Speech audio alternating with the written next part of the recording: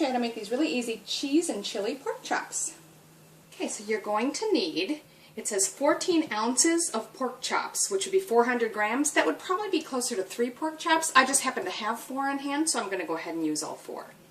Then you're going to need a 2 1/4 ounce or 64 grams can of diced green chilies. Now that's not something that's available where I live, so I'm using this char-grilled capsicum, which is really just sort of a roasted red pepper. And I'm just going to chop it small like the canned green chilies would be. Any kind of a mild pepper would work fine. Then you need a teaspoon of, it says vegetable oil. I just happen to substitute today because I've got bacon grease. So I'm going to use a little bit of bacon grease. I happen to have some left over, so that'll give it a nice flavor, but you can use any kind of oil that you've got. 2 tablespoons of cream cheese, and then about a 1/3 cup of shredded cheddar cheese as well. 1/4 cup of salsa, and a teaspoon of ground cumin. And you're also going to need a little bit of salt and pepper for the pork chops. So I've got a large frying pan heating up over medium-high heat, and I've just added my bacon grease. You can add your oil at this point, and we're going to let that heat up briefly while we get the pork chops ready. So now we just want to liberally salt and pepper the pork chops.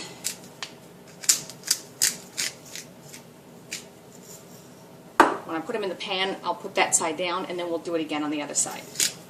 So my bacon grease is melted there. I'm going to go ahead and start putting the chops in. Now again, I'm going to lay them seasoned side down, and then we'll season the other side.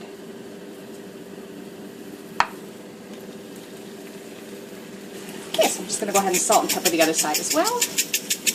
And you're going to want to get those till they're a little bit browned on each side. We're not cooking all the way through at this stage, but maybe at least 2 minutes, maybe a little longer on each side.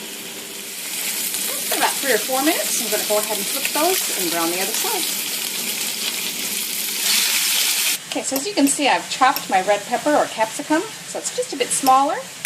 And to that now we're going to add our cumin and the salsa. Let's mix those together. Okay, so now that's been a couple minutes on the other side as well. And at this stage, we're going to take that mixture we just made of the chilies and the salsa and just divide that up amongst the pork chops. Spread it on top.